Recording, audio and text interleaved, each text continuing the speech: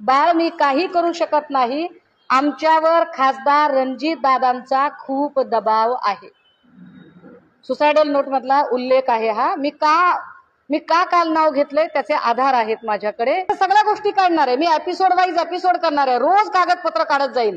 तुमच्या 50 कोटीच्या धमकीला नाही भीक घालत, अजिबात भीक घालत नाही. कालच सांगितलंय, अगर मैंने कमिटमेंट कर दी तो मैं खुद की भी नहीं सुनती. काय करायचे ते घ्या. मनपूर्वक स्वागत. माझ्या समवेत शिवविधी सेनेचे सन्माननीय ॲडव्होकेट सतीशजी मुळीक साहेब आहेत. लिगलचे आस्पेक्ट त्यांना बऱ्यापैकी माहीत आहेत आणि त्यांच्या सल्ल्याने त्यांना विचारून बऱ्यापैकी आम्ही काही भूमिका मांडण्याचा प्रयत्न करत असतो. काल सकाळी 1 वाजता मी पत्रकार परिषद पुण्यामधून घेतली होती आणि पुण्यातून पत्रकार परिषद घेताना मी काही मुद्दे महत्त्वाचे मांडले होते. त्याच्यामध्ये बेसिकली मी माझ्या प्रेसचे 3 महत्त्वाची कारणं मांडली होती. एक, की मुख्यमंत्री देवेंद्र फडणवीस यांनी कृपया जजच्या खुर्चीमध्ये बसू नये. आपल्याकडे कोर्ट आहे, let them decide whether they are guilty or not. कोणी दोषी आहे का नाही हे ठरवण्याचं काम कोर्टाचं आहे. फडणवीस साहेब, तुमचं काम फक्त आणि फक्त स्टेट बेटरमेंटसाठी काम करायचं आहे. एक. दुसरं असं की या संबंधाने संस्थात्मक हत्या म्हणून ज्या अनेक लोकांना चौकशीच्या कक्षेत आणणं गरजेचं आहे. माझा परत शब्द आहे की चौकशीच्या कक्षेत आणणं गरजेचं आहे. आणि तिसरं महत्वाचं कारण मी कालच विषद केलं होतं की कॅरेक्टर असेसिनेशन थांबवा. एखादं लेकरू इतकं त्याला छळलं जातं की ते मरण्याला अगतिक होतं आणि मेल्यानंतर सुद्धा त्या लेकराचं जर अशा पद्धतीने चारित्र्यहनन केलं जात असेल तर हे अत्यंत वाईट आहे. एका मुद्द्याकडे आलं पाहिजे. त्यानंतर 5 वाजता रणजितसिंह नाईक निंबाळकर यांची अख्खी वकिलांची फौज आली. मोठा माणूस आहे बिचारा, मोठा माणूस आहे. चिकार पैसा आहे, कारखाने आहेत, बँका आहेत, सगळं काही आहे. त्यामुळे खूप मोठी वकिलांची फौज आली. वकिलांच्या फौजेने खूप सारे मुद्दे निर्माण केले आणि ते असं म्हणाले की मी 50 कोटी 48 तासाच्या आत जर मी माफी नाही मागितली तर ते माझ्यावरती 50 कोटीचा दावा ठोकतील. सडाफटिंग माणूस आहे. 50 कोटी कुठून आणावे? कदाचित मी रणजितसिंह नाईक निंबाळकरांकडूनच मला उसने किंवा व्याजवारी घ्यावे लागतील, जसे ते व्याजाने इतरांना देऊ शकतील. तर मीही त्यांच्याकडून व्याजाने घेईल आणि त्यांना देईल. तो काही मुद्दा नाही. मुद्दा हा आहे की ते असं म्हणाले की सुषमा अंधारे या अत्यंत बेसलेस बोलत आहेत, त्यांच्या बोलण्याला काही आधार नाही. माझं पुन्हा म्हणणं आहे की चौकशीच्या कक्षेमध्ये संपदा मुंडे यांनी जे पत्र लिहिलं होतं आपल्या हेल्थ डिपार्टमेंटच्या सिनियरला doctor Anshuman Dhumal, departmental home डिपार्टमेंटच्या DYSP राहुल धस, जो महाडिक आहे, या महाडिकचे अनेक वादग्रस्त किस्से इथून पुढे निघणार आहेत. ते सिनियर PI महाडिक, खासदारांचे 2 PA. आता त्याच्यात युक्तिवाद असा केला की खासदारांचे 2 PA, खासदारांचं नाव कुठे घेतलंय? तर माझा परत प्रश्न आहे, मग नागटिळक राजेश शिंदे कुणाचे PA आहेत सांगा बाबा. जर खासदार म्हणजे अमुक एक खासदार नाही तर हे दोघं कोणत्या खासदाराचे PA आहेत ते तुम्ही एकदा सांगा. आणि खालचे 2 लोक जे तिला तिच्या गावावरून आणि तिच्या आडनावावरून तिच्या जात समूहावरून तिला टॉर्चर करत होते ते API जायपात्रे आणि PSI पाटील. अशा लोकांना चौकशीच्या कक्षेत आणावं हा माझा कालही शब्द होता, आजही आहे. मी शब्द फिरवलेला नाही. आता मी असं म्हटलं की अनेक गुन्हे हे रणजितसिंह निंबाळकर यांच्यामुळे दाखल होतात, त्यांच्या प्रभावाखाली दाखल होतात. आता त्यांच्या प्रभावाखाली दाखल होतात म्हटल्यावर त्यांनी लगेचच मानहानी वगैरे सुरू केलं. काल मी हा फोटो दाखवला होता आणि या मुलीला मी हजरही केलं होतं. या मुलीला मी हजर केलं. खरं तर या जुळ्या बहिणी आहेत, एक वर्षा आणि दुसरी हर्षा, आणि दोघींनी आत्महत्येचा प्रयत्न केला होता. या दोघींनी जो काही आत्महत्येचा प्रयत्न केला त्यांनी एक सुसायडल नोट लिहिली होती. ती सुसायडल नोट जरा मी इथं वाचली पाहिजे. रणजितसिंह नाईक निंबाळकरांचा संबंध येतो का नाही मी ही आपल्यालाही देणार आहे सॉफ्ट कॉपी. याच्यात तिने त्यावेळेला काय लिहिलेलं आहे लक्षात घ्या. हे महिला आयोगाला दिलेलं आहे बरं का, मी येणार आहे त्याच्यावर. पप्पा तुमची खूप आठवण येते. मागच्या आठवड्यात सिव्हिल हॉस्पिटल तुमची अवस्था पाहिली, डोळ्यासमोरून जात नाही. तुमच्यासारख्या खंबीर माणसाच्या डोळ्यात घटकोघटकी पाणी बघून आम्हाला हतबल झाल्यासारखं वाटतंय. मम्मी आणि आपल्या घरातले तुम्हाला बाहेर काढण्यासाठी रात्रंदिवस पळतायत. या महिन्यात तुम्ही काही दिवस मम्मी सोबत राहिलो त्यामुळे ती ज्या परिस्थितीतून जात आहे ते तुम्हाला कसं सांगू हे कळत नाही. संतोष काकांनी तुमच्यावर केस टाकली. संतोष काकांनी, नाईक निंबाळकरांचे कार्यकर्ते, संतोष काकांनी तुमच्यावर केस टाकली. तेव्हा आम्ही दत्तू काकांकडे गेलो व तुम्ही असं चुकीचं का करताय, असं नका करू, आम्हाला पप्पांशिवाय कुणाचा आधार नाही असं म्हणून केस माघारी घेण्याची विनंती केली. त्यावेळी ते आम्हा दोघींना म्हणाले, काय म्हणाले ते, बाळ मी काही करू शकत नाही, आमच्यावर खासदार रणजित दादांचा खूप दबाव आहे. सुसायडल नोट मधला उल्लेख आहे हा. मी का काल नाव घेतलंय त्याचे आधार आहेत माझ्याकडे, की आमच्यावर खासदार रणजित दादांचा दबाव आहे असं फिर्यादीकर्त्याने सांगितलं. हे मुलगी सुसायडल नोट मध्ये लिहिते. नोट खूप मोठी आहे ही.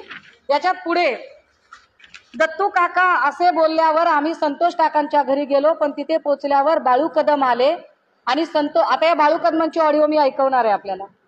बाळू कदम आले आणि संतोष काकांना आम्हाला बोलू दिले नाही. लगेच दत्तू काका आणि बाळू कदम संतोष काकांना घेऊन गेले.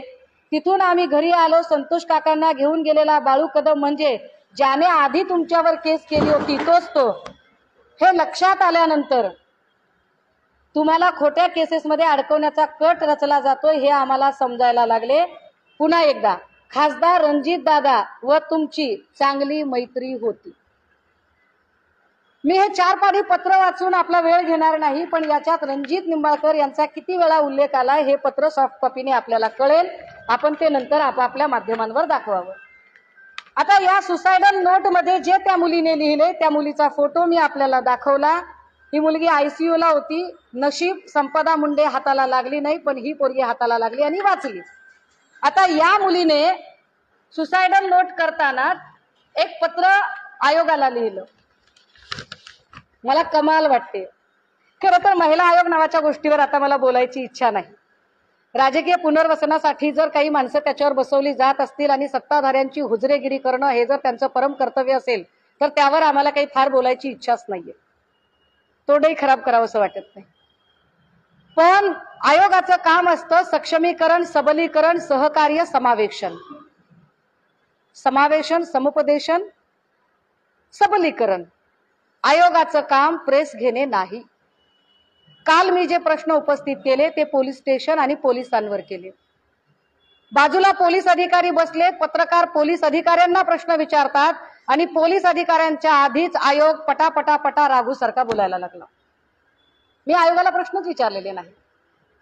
बरं, आता त्यांनी जे काही प्रश्नांची उत्तरं द्यायला लागले त्या उत्तरांमध्ये खरंच हे गरजेचं होतं का की या मुलीच्या कॅरेक्टर बद्दल का बोललं गेलं.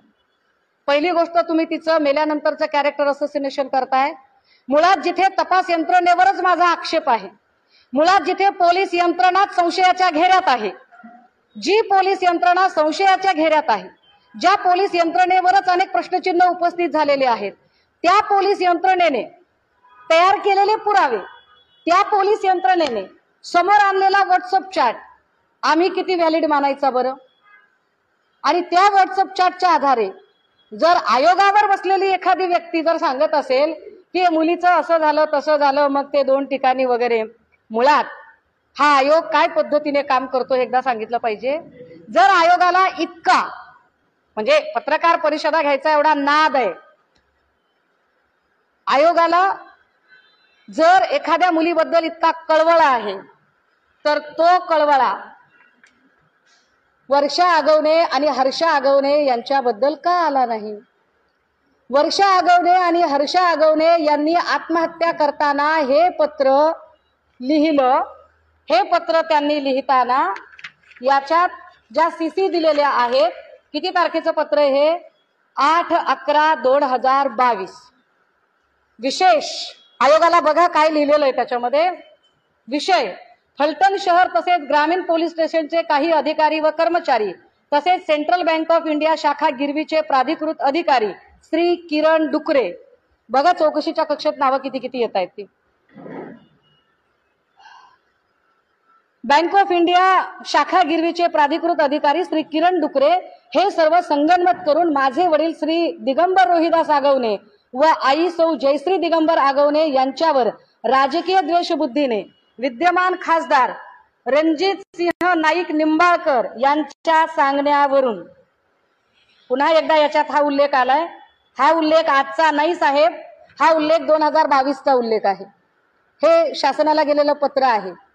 रणजित सिंह म्हणाले ना की माझा काही इंटरफिअर नाही, पीडित लोकांनी लिहिलेली पत्र आहेत आणि त्याचे पुरावे मी आपल्या समोर देते की रणजित सिंह नाईक निंबाळकर यांच्या सांगण्यावरून वेगवेगळ्या खोट्या फौजदारी केसेस दाखल करून त्यांना त्रास देऊन भीतीचे वातावरण तयार केल्यामुळे 6/11/2022 रोजी नैराश्यामुळे व मानसिक ताणतणावामुळे आत्महत्येला सामोरे.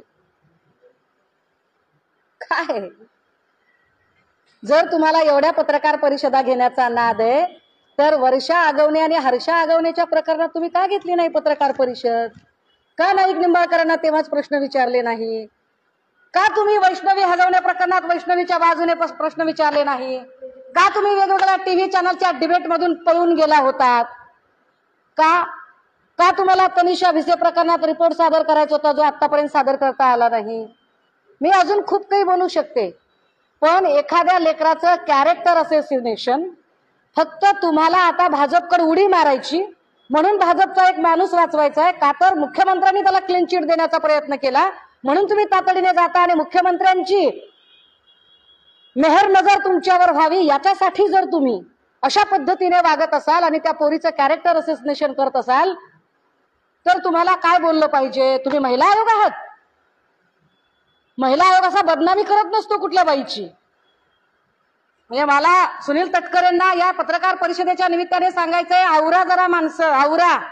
चुकीच्या लोकांना चुकीच्या ठिकाणी बसून पक्ष धोक्यात आणू नका आणि महिला आयोगाला काळीमा फासू नका, महिला आयोगाच्या कारकिर्दीला कलंक लावू नका. अशा पद्धतीने वागून तटकरेजी, संघटना सध्या तुमच्याचकडे आहे त्यामुळे द्या लक्ष याच्याकडे. या सगळ्यांमध्ये मी काहीच केलं नाही, माझा संबंधच येत नाही. ईडीची तक्रार आहे, ईडीची तक्रार दिगंबर आगवणेच्या विरोधातली आहे. एखाद्या माणसाला किती फसवावं मी त्याच्या सगळ्या गोष्टी काढणार आहे. मी एपिसोड वाईज एपिसोड करणार आहे, रोज कागदपत्र काढत जाईल. तुमच्या 50 कोटीच्या धमकीला नाही भीक घालत, अजिबात भीक घालत नाही. कालच सांगितलंय, एक बाग अगर मैंने कमिटमेंट कर दी तो मैं खुद की भी नहीं सुनती. काय करायचे ते घ्या करून, नाही भीक तुम्हाला. या बेल ऍप्लिकेशन या सगळ्या ईडीचे जर सगळे डॉक्युमेंट बघितले आणि ईडीची जर सगळी ऑर्डर नीट अभ्यासली, 45 पानाची आहे त्यामुळे मला वाचणं शक्य होणार नाही एवढी सगळी, ही मी आपल्याला सॉफ्ट कॉपी द्यायला तयार आहे. तर याच्यात स्पष्टपणे लक्षात येतं, अरे ऑनरेबल कोर्टाने सांगितलंय, ऑनरेबल कोर्टाने सांगितलं की नाईक निंबाळकरवर गुन्हा का दाखल केला जात नाही, त्याला चौकशीच्या कक्षेत का आणलं जात नाही. मी म्हणत नाहीये रणजितजी तुम्ही खासदार आहात, तुमच्याकडे सत्ता आहे, पैसा आहे, माणसं आहेत, सगळं आहे, पण जरा अभ्यास केलेले वकील तुमच्या सोबत ठेवा. ह्या सगळ्यांमध्ये जर त्यांना असं वाटत असेल, ते काय म्हणाले की तुम्ही आमच्यावर बिनबुडाचे आरोप वगैरे करताय किंवा आम्ही अमुक एक केस करू, आम्ही तमुक एक केस करू. पहिली गोष्ट तर वकील साहेब म्हणजे रणजित निंबाळकरांचे जे वकील आहेत, वकील साहेब तुम्ही अभ्यास करून येत जा. निंबाळकर तुम्हाला एवढी मोठी फीस देत असतील, त्याला साजेसा अभ्यास करा आणि मग याच्यावरती काही बोला. या सगळ्या प्रकरणामध्ये तुम्ही ज्या पद्धतीने मांडणी करताय मुळात कदाचित तुम्हाला माहीतच नाहीये. माझा जो कन्सर्न आहे तो कन्सर्न पोलीस स्टेशन हे फॅसिलिटी प्रोव्हायडर असले पाहिजेत, पण पोलीस स्टेशन जर छळछावण्या होत असतील तर अशा छळछावण्या घातक आहेत. लोकांचा कायद्यावरचा आणि एकूण न्याय व्यवस्थेवरचा विश्वास उडेल, तो उडता कामा नये, हा माझा जास्त कन्सर्न आहे. माझा कन्सर्न हा आहे की एखादं लेकरू आधी त्रासाला कंटाळून गेले आणि तुम्ही त्याच्यावर ती किती मुलांसोबत चॅट करत होती हे चॅट सांगताय. 1 मिनिटासाठी असं गृहीत धरू, बरं 1 मिनिटासाठी असं गृहीत धरू की एखाद्या मुलीने 2 मुलांसोबत चॅट केले, मग तुम्हाला अधिकार मिळतो मारायचा? तुम्हाला अधिकार मिळतो तिला टॉर्चर करायचा? कोण आहात तुम्ही? कुठले ठेकेदार आहात तुम्ही? तुम्हाला कुणी अधिकार दिला हे सगळं करायचा? एखादी मुलगी ती तिचं आयुष्य जगताना तुम्ही तिच्या संबंधाने असणाऱ्या ज्या सराउंडिंग आहेत त्यावर न बोलता, पत्रकार जेव्हा पोलीस अधिकाऱ्याला प्रश्न विचारतायत. माझ्याकडे एक केस आहे, मी त्याच्यामध्ये नाव डिस्क्लोज करू इच्छित नाही, पण माझ्याकडे इतक्या काही चॅट आहेत, त्याच्यातल्या एवढ्या काही चॅट आहेत की काय पद्धतीने पोलीस अधिकाऱ्यांनीच, मला हे दाखवायला पण लाज वाटते अक्षरशः की काय गलिच्छ पद्धतीने हे सगळं केलं गेलं. पण याच्यात ऑनरेबल कोर्टाची एक ऑर्डर आली आहे. तुम्हाला आठवत असेल की एक महिला एका पोलीस अधिकाऱ्यावर तिने तक्रार अर्ज दाखल केला आणि तिचं पण फोटो चुकीचे लावून तिच्याबद्दल अत्यंत चुकीच्या वदंता पसरवल्या गेल्या. तिने त्या संदर्भाने कोर्टाकडे अपील केलं. कोर्टाने याच्यामध्ये एक वर्डिक्ट दिलंय बेल ऑर्डर देताना, आणि त्याच्यामध्ये कोर्टाने 23 सप्टेंबर 2025 ला कोर्ट काय सांगतो बघा. This is an application for anticipatory bail. The applicant is apprehending her arrest in crime number 1633 of 2024 registered with Kalwa Police Station for the offence punishable under section 35308 761(2) of the Bharatiya Nyay Sanhita 2023. I have heard learned counsel for the applicant for some time. Learned counsel for the applicant submits that the applicant had lodged the complaint against the present first informant, who is Assistant Commissioner of Police. मी कोर्टाचं वाचते हा निकाल. Who is Assistant Commissioner of Police for gang rape. It is submitted that the present FIR allowing extortion is lodged as a counter blast to the said complaint lodged by the applicant. Okay. पुढे असं सांगितलं की I have pursued the FIR. The first informant has made very serious allegation. The first informant has alleged that even ex-judges are the members of extortion gang of the applicant. The said allegation reads thus. की असं सांगितलं गेलं की जज आणि बाईची मिळून टोळी आहे आणि ते लुटतात वगैरे. काय म्हटलं होतं कोर्टाने, स्पेसिफिक पॅरा कोट केलाय आणि कोर्ट असं सांगतंय. त्यानंतर काही दिवसांनी तिने माझे विरुद्ध तसेच सहाय्यक पोलीस आयुक्त कार्ले यांचे विरुद्ध गँगरेप केल्याच्या तक्रारी अर्ज केल्याचे समजले.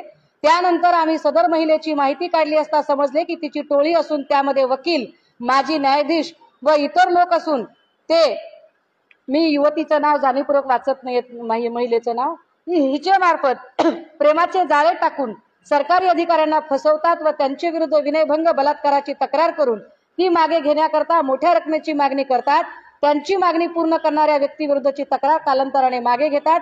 अशा प्रकारे केलेल्या 7-8 तक्रारीची माहिती मला असून आवश्यकता असल्यास मी सादर करेन. कोर्टाला म्हटलं, पोलीस अधिकाऱ्यांनी म्हटलं की आम्ही हे कोर्टाला सादर करू, आणि कोर्टाने काय सांगितलं त्यावर. The first informant through the investigating officer shall produce the material of relation to the aforesaid allegation on the next date. The first informant is put to notice that if the allegation are found to be baseless, appropriate penal action and departmental action will be ordered against him. कोर्टाने सांगितलं की तुम्ही ते पुरावे सादर करा. तो कोणता जज आहे, तो कोणता माणूस आहे, त्या सगळ्यांची नावं, आधार कार्ड, फोटो, त्यांचं सगळं सादर करा. आणि कोर्टाने तारीख दिली त्याच्यात 29 सप्टेंबर. 29 सप्टेंबरला काय झालं दादा हो? 29 सप्टेंबरला पोलीस अधिकारी कोर्टाकडे गेले आणि म्हणाले आम्ही माफीनामा द्यायला तयार आहोत. आणि कोर्टाने सांगितलं आता आम्हाला माफीनामा नको, आता माफीनामा नको, आता आम्हाला ती माहितीच हवी आहे. आणि ती माहिती जर नाही मिळाली तर आम्ही तुमच्या विरोधात इन्क्वायरी लावू, डिपार्टमेंटल ऍक्शन घेऊ. हे का वाचून दाखवते? मला ही महिला कॅमेरा समोर आणता आली असती. महिला खाली आहे, मला महिलेचं नाव वाचता आलं असतं, मला अधिकाऱ्यांचे फोटोही दाखवता आले असते, पण मी हे करणार नाही. मुद्दा काय आहे की इथे ज्या पोलीस अधिकाऱ्यांच्या बद्दल कोर्टाने हे सुनावलेलं आहे याचा दुसरा अर्थ पुन्हा एकदा तोच होतोय की पोलीस स्टेशन छळछावण्या होत आहेत का? पोलीस स्टेशन हे फॅसिलिटी प्रोव्हायडर असले पाहिजेत, रक्षकच कायद्याचे भक्षक होत आहेत का? आणि अशा खाकी वर्दीच्या आड ज्यांच्याकडे आम्ही अपेक्षेने बघतो, जर तेच कायद्याचे भक्षक होत असतील तर त्यांना पनिश करायचं सोडून त्यांची बाजू घेऊन ज्यांच्यावर आरोप आहेत, जे सदोष आहेत, ज्यांना आम्ही गुन्हा केलाय असं मानतोय, अशा लोकांच्या सांगण्यावरून तुम्ही महिलेचं कॅरेक्टर असोसिएशन करता. कालचे व्हिडिओ फुटेज काढा. काल महिला आयोग जिथे बसला होता त्यांच्या मागचे सगळे चेहरे झूम करा, इन्सर्ट मध्ये टाका. हे सगळेच्या सगळे चेहरे नाईक निंबाळकरांचे कार्यकर्ते आहेत. तुम्ही कोण म्हणून गेला होता? तुम्ही नाईक निंबाळकरांचे समर्थक म्हणून गेला होतात की तुम्ही आयोगाचे पदाधिकारी म्हणून गेला होता? तुम्हाला काय अधिकार आहे एका लेकराचं तुम्ही कॅरेक्टर असोसिएशन करण्याचा?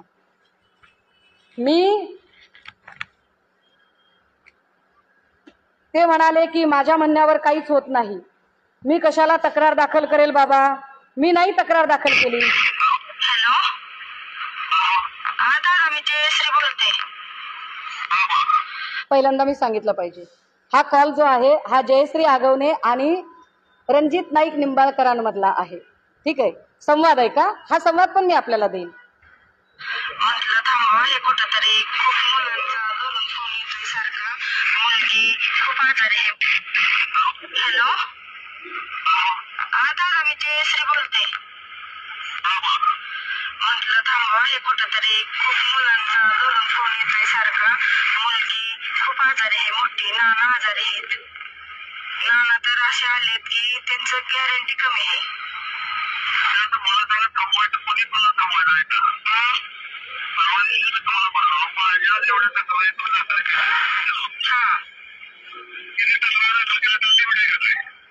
किती आता मी काय बघितलं नाही दादा. थांबा पण तुमच्या आता तुम्ही कुठं मी काय म्हणते, मी शब्द देते तुम्हाला, त्यांना बाहेर येऊ द्या, मी स्वतः समोर घेऊन येते त्यांना. पण हे थांबवा, खरंच मुलगी खूप आजारी आहे. त्या दिवशी पप्पांना त्यांना भेटायला गेल्यापासून तिला तुम्ही मोठे आहे, तुम्ही आपण आज एकत्र राहिलो, एकत्र 10-12 वर्ष झालं आपण एकत्र काढले. हा पूर्ण कॉल मी आपल्याला पाठवते. हा कॉल हा संवाद आत्ता या 8 दिवसातला हा संवाद आहे. आता मिटवण्याची भाषा रणजित नाईक निंबाळकर करतात. जे नाईक निंबाळकर काल म्हणत होते की माझा या सगळ्या प्रकरणांशी काय संबंध आहे, माझा संबंधच नाही, आगवणेचा माझा तर अजिबातच संबंध नाही, आगवणेवर अशाच केसेस पडलेल्या आहेत. त्या आगवणेची बायको म्हणते की दादा मिटवून घ्या, आणि ते म्हणतात की सुरुवात कुणी केली. म्हणजे यांच्या प्रभावाखाली यांनी अधिकाऱ्यांना आपल्या सत्तेचा गैरवापर करत त्यांना त्रास दिला, हे या ऑडिओवरून स्पष्ट होते. नाईक निंबाळकरांना मला अजून धमक्या जर द्यायच्या असतील तर त्यांनी द्याव्यात. मी पण पुणेकर आहे, तुम्ही मला धमक्या द्या, मी तुम्हाला अजून एक एपिसोड ऐकवेन, मी अजून तुमचे सगळे डॉक्युमेंट काढेन. मग 234 कोटीचं कर्ज कसं घेतलं, स्वराज डेअरीचं काय झालं, स्वराज डेअरी कुठे ग्रुपला कशी विकली, कुठे ग्रुपचा त्याचा परिणाम ज्ञानराधा बँकेवर कसा झाला, कुठे आत कसा गेला, याची सगळी सिरीज मला ही बाहेर काढता येऊ शकेल आणि मी ती काढेन. त्यामुळे मला धमकावू नका. मी लहान माणूस आहे, मी तोड पाण्यातला नाहीये. मला जर पैसे आणि सत्तेची हाव असती तर मी कदाचित सत्ताधाऱ्यांच्या बाजूला बसले असते, पण मी सत्ताधाऱ्यांपेक्षा मी सत्याच्या बाजूने आहे. माझ्यावर तुमच्या धमक्यांचाही प्रभाव होणार नाही आणि तुमच्या आमिषांचाही प्रभाव होणार नाही. हा, पण मी उर्मट नाही, मी विनम्र आहे. मी अत्यंत नम्रतेने सांगते, पुन्हा एकदा सांगते माध्यमांच्या समोर, medical officer doctor Anshuman Dhumal, DySP Rahul Dhas, senior PI Mahadik, API Jaypatre, PSI Patil, 2 PA Shinde आणि नागटिळक, स्वतः रणजित सिंह नाईक निंबाळकर, ही सगळी माणसं चौकशीच्या कक्षेत आली पाहिजेत. मी नम्र माणूस आहे, आपण मला तिथून धमक्या द्यायची गरज नाही. मी निहत्ती, काय माझ्याकडे काही माणसं नाहीत, हत्यारं नाहीत, काय नाही, मी निहत्ती फलटणला यायला तयार आहे. मी 2 किंवा 3 तारखेला फलटणला स्वतः येते. काय तुमची लोक माझ्या अंगावर घालायची ती घाला, काय हल्ले करायचे ते करा. मेलेल्या लेकराचं तुम्ही कॅरेक्टर असोसिएशन केलंय म्हटल्यावर आमच्यासारख्यांच्या बाबतीत तर तुम्ही काही करू शकताय. पण तुम्हाला जे करायचंय ते करा. मी लढणार आहे. आणि होय, मी फलटण पोलीस स्टेशनला येणार आहे. फलटण पोलीस स्टेशनला येण्याची माझी तारीख 2 किंवा 3 असेल, ही माध्यमांच्या समोर आता स्पष्ट करते. थँक्यू.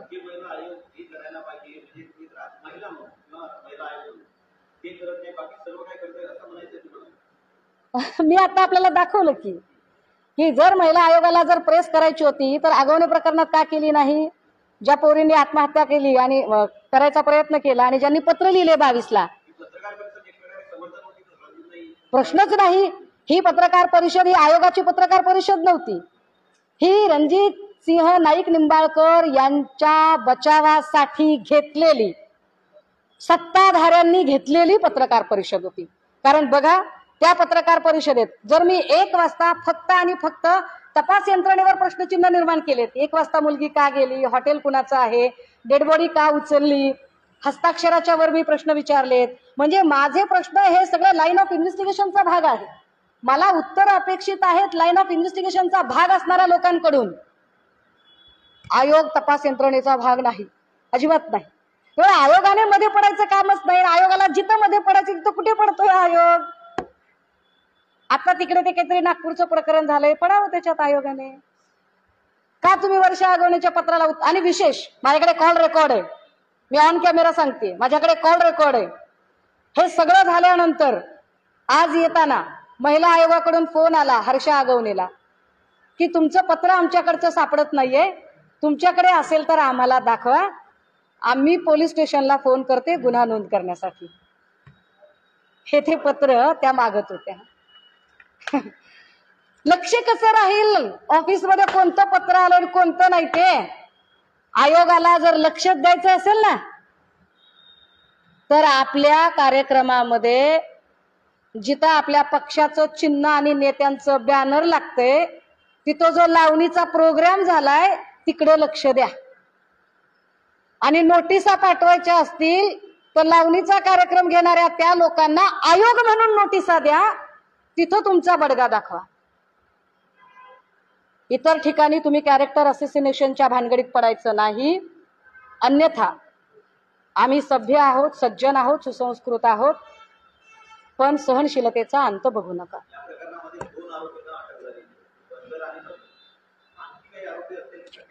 माझं म्हणणं आहे की या प्रकरणामध्ये सरळ सरळ दिशाभूल केली जाते.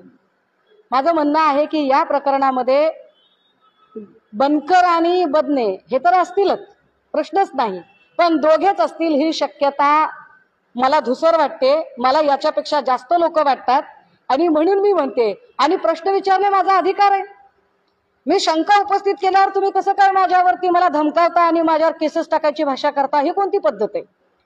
मी म्हटलं का की नाईक निंबाळकरने खून केलाय? मी म्हणते की नाईक निंबाळकरांना चौकशीच्या कक्षेत घ्या. आणि का घ्या? तर 4 पानी पत्रामध्ये तसा उल्लेख आहे. मी 4 पानी पत्राच्या आधारे बोलते आणि त्यांना चौकशीच्या कक्षेत घेतलं पाहिजे. नाही घेतलं तर मला फलटण पोलीस स्टेशन समोर जाऊन बसावं लागेल. मी बसेन.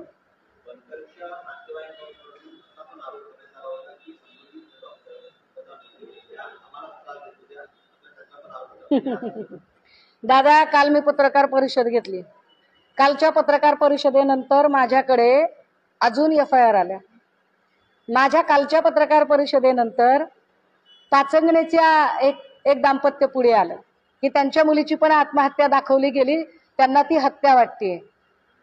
किती किती प्रकरणं आहेत ही? एक प्रकरण आहे. मी काल नंदू ननावरेचं प्रकरण सांगितलं, धनंजय ननावरेचं प्रकरण सांगितलं, आम्ही किती केसेस सांगितल्या. तो तुषार खरात का काय पत्रकार, त्याच्यावरही एक केस पडलेली होती. किती लोक आहेत अशी? आता ह्या सगळ्या लोकांचा आणि संपदा मुंडेंचा काय संबंध असेल बरं? आपण मुद्दा समजून घ्या. जसं परळीचं पोलीस स्टेशन छळछावणी झाली होती, तसंच फलटणचं पोलीस स्टेशन छळछावणी झाली आहे का याची चौकशी झाली पाहिजे. आणि जे स्थानिकचे पोलीस आहेत त्यांना बाजूला ठेवा. माननीय उच्च न्यायालयाने यामध्ये स्वतंत्र अशी चौकशी समिती नेमावी. मग तुम्ही तो तपास CBI CID काय करायचे ते करा, पण स्थानिकच्या पोलिसांवर विश्वास नाही. आणि स्थानिकच्या पोलिसांनी दाखवलेले पुरावे जर सत्ताधारी पक्षाचा बचाव करण्यासाठी आयोगाच्या नावाखाली कुणी येऊन WhatsApp चॅट वगैरे आहे तसं दाखवत असेल तर तुम्ही महिला आयोगाला काळीमा फासत आहात. तटकरेजी अशा लोकांना आवरा. आयोगाचीही इज्जत ठेवा आणि पक्षाचीही ठेवा.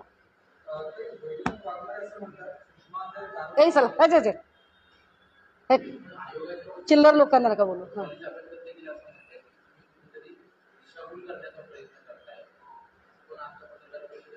कोण कोण? माझं म्हणणं काय आहे? माझे प्रश्न लाईन ऑफ इन्व्हेस्टिगेशनच्या संदर्भाने आहे. माझे प्रश्न चौकशीसाठीचे आहे आणि चौकशीचा भाग चाकणकर नाहीत. त्यामुळे चाकणकरांना प्रश्नच विचारायचा अधिकार नाही, त्यांना उत्तर द्यायला मी बांधील नाही. हा, चाकणकरांनी एकदा जाहीर करावं की त्या नाईक निंबाळकरांच्या बाजूने पत्रकार परिषद घेत आहेत, मग मी नक्की उत्तर देईन. आयोग म्हणून त्यांना प्रश्न विचारायचा अधिकार नाही, त्यांनी नाही विचारावे मला. हा, त्यांनी नाईक निंबाळकरांच्या समर्थक प्रवक्त्या म्हणून नक्की बोलावं.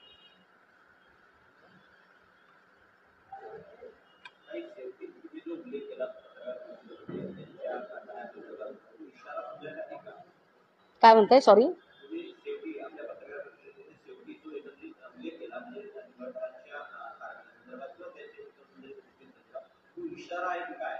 नाही, इशारा नाही दादा, जे वास्तव घडलंय ते. आणि अनेक गोष्टी आहेत.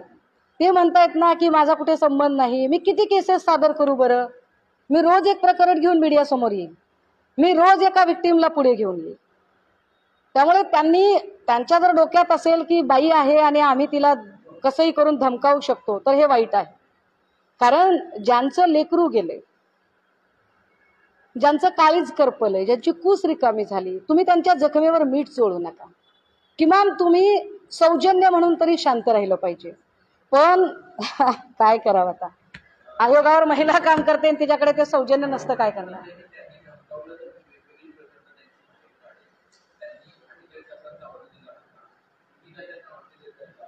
नाही, मी अवधी देणे इतकी कुठे मोठी आहे? मी लहान माणूस आहे, मी साधा माणूस आहे. माझ्या काही डोक्यावर मुख्यमंत्र्यांचा हात आहे काय? आणि माझ्यासाठी काय महिला आयोग मदतीला येणार आहे काय? सत्ताधाऱ्यांच्या वळचणीला गेलेला आयोग माझ्या मदतीसाठी येणार आहे? मी साधा माणूस आहे, सडाफटिंग माणूस आहे. मी काय म्हटलं की मी विनम्र आहे, मी उर्मट नाही. मी विनम्रतेने पोलीस स्टेशनला जाऊन बसेल आणि मी फक्त तुम्ही चौकशीच्या कक्षेत त्यांना घ्या एवढंच सांगेन. मी गुंड नाहीये, मी मवाली नाहीये, मी उर्मट नाहीये, मी कुणालाही धमकावणीची भाषा करू शकत नाही. मी कायद्याचा आदर करणाऱ्यांपैकी आहे.